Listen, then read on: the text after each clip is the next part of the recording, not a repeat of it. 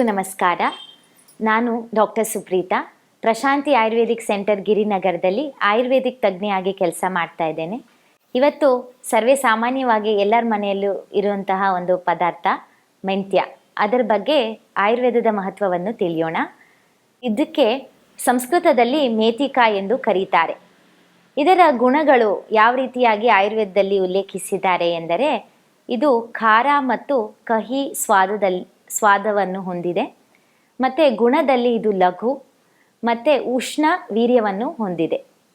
ಇದು ದೋಷದ ಪ್ರಭಾವ ಯಾವ ರೀತಿಯಾಗಿ ಹೇಳಿದ್ದಾರೆ ಎಂದರೆ, ಕಫ ಮತ್ತು ಪಿತ್ತ ದೋಷವನ್ನು ಶಮನ ಮಾಡುತ್ತದೆ.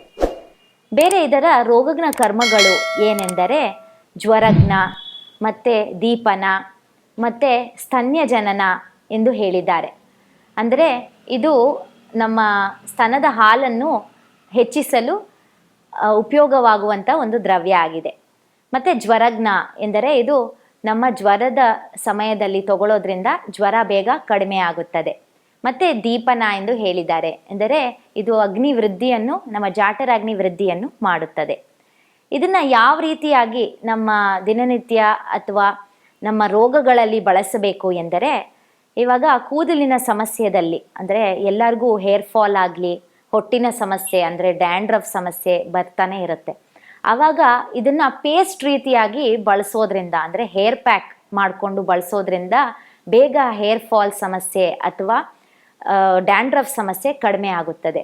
ಇದನ್ನು ನಾವು ಮೆಂತ್ಯ ಒಂದು 4ರಿಂದ 5 ಮೆಂತ್ಯ ಒಂದು 30ರಿಂದ 40 ಗ್ರಾಮ್ ಅಷ್ಟು ಆಗುವಷ್ಟು ತಗೊಂಡು ಅದನ್ನು ನಾವು ಪುಡಿ ಮಾಡಿಕೊಂಡು ಅದರ ಪೇಸ್ಟ್ ನೀರಿನ ಜೊತೆ ಮಾಡಿ ಅದನ್ನು ನಾವು ತಲೆ ಕೂದಲಿಗೆ ಹಚ್ಚೋದ್ರಿಂದ, ಒಂದು 10 ದಿನ ಪ್ರತಿನಿತ್ಯ ಹಚ್ಚೋದ್ರಿಂದ ನಾವು ಸಿಲ್ಕಿ ಕೂದಲನ್ನು ಅಥವಾ ಸಿಲ್ಕಿ ಹೇರ್ ಅಂತ ಶೈನಿಂಗ್ ಅನ್ನು ಪಡೆಯಬಹುದು.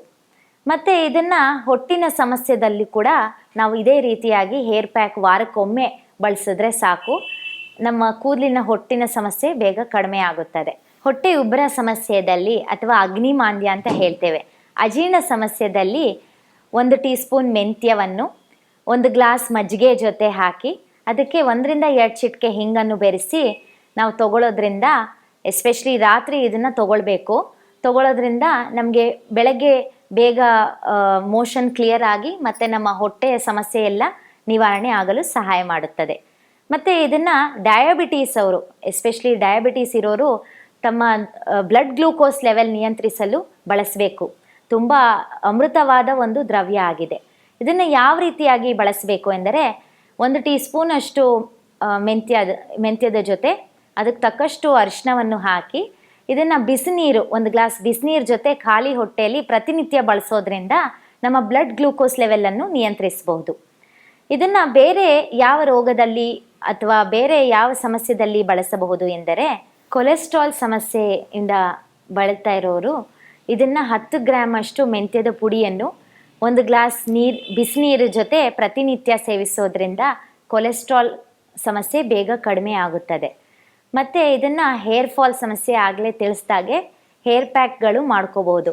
ಮತ್ತು ಇದನ್ನು ನಾವು ಒಂದು ಹೇರ್ ಆಯಿಲಲ್ಲೂ ಕೂಡ ಉಪಯೋಗಿಸ್ಕೋಬಹುದು. ಅಂದರೆ ಒಂದು ಕೊಬ್ಬರಿ ಎಣ್ಣೆಗೆ ಮೆಂತ್ಯದ ಪುಡಿಯನ್ನು ಹಾಕಿ ಅದನ್ನು ಕುದಿಸಿ ನಾವು ತಲೆ ಕೂದಲಿಗೆ ಹಚ್ಚೋದ್ರಿಂದ ಬೇಗ ಹೊಟ್ಟು ನಿವಾರಣೆ ಆಗಿ ಮತ್ತು ಹೇರ್ ಫಾಲ್ ಸಮಸ್ಯೆ ಕೂಡ ಕಡಿಮೆ ಆಗಿ ಕೂದಲು ಬಲಿಷ್ಠವಾಗಿ ಬೆಳೆಯೋಕ್ಕೆ ಸಹಾಯ ಮಾಡುತ್ತದೆ. ಸ್ತನ್ಯ ಜನನ ಪ್ರಾಪರ್ಟಿಯನ್ನು ಈ ಮೆಂತ್ಯ ಹೊಂದಿರೋದ್ರಿಂದ ಇದನ್ನು ಯಾವ ರೀತಿಯಾಗಿ ಬಳಸಬೇಕು ಎಂದರೆ, ಒಂದು 100 ಗ್ರಾಮ್ ಅಷ್ಟು ಮೆಂತ್ಯವನ್ನು ರಾತ್ರಿ ನೆನೆ ಹಾಕಿ ಬೆಳಗ್ಗೆ ಅದರ ಪುಡಿಯನ್ನು ಮಾಡಿ ಅದಕ್ಕೆ ತಕ್ಕಷ್ಟು ಒಂದು 200 ml ಅಷ್ಟು ಹಾಲನ್ನು ಸೇರಿಸಿ ಇದನ್ನು ಕುದಿಸಿ ತಗೊಳ್ಳೋದ್ರಿಂದ ಹಾಲು ಸ್ತನ್ಯ ಜನನ ಅಂದರೆ ಬ್ರೆಸ್ಟ್ ಮಿಲ್ಕನ್ನು ವೃದ್ಧಿ ಮಾಡಲು ಸಹಾಯ ಮಾಡುತ್ತದೆ.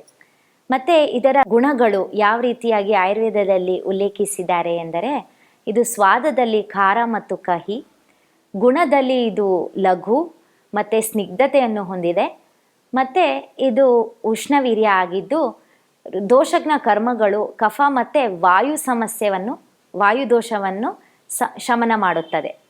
ಇದು ಅತ್ಯಂತ ವಾತಾನುಲೋಮನ ಮಾಡುವ ದ್ರವ್ಯ ಆಗಿದೆ. ಅಂದರೆ ನಮ್ಮ ಗ್ಯಾಸ್ ಸಮಸ್ಯೆ ಆಗಿರ್ಬೋದು ಅಥವಾ ವಾಯುದೋಷದ ಸಮಸ್ಯೆಗಳು, ಅದರಲ್ಲಿ ಇದನ್ನು ಬಳಸೋದ್ರಿಂದ ಬೇಗ ಕಡಿಮೆ ಆಗಲು ಸಹಾಯ ಮಾಡುತ್ತದೆ.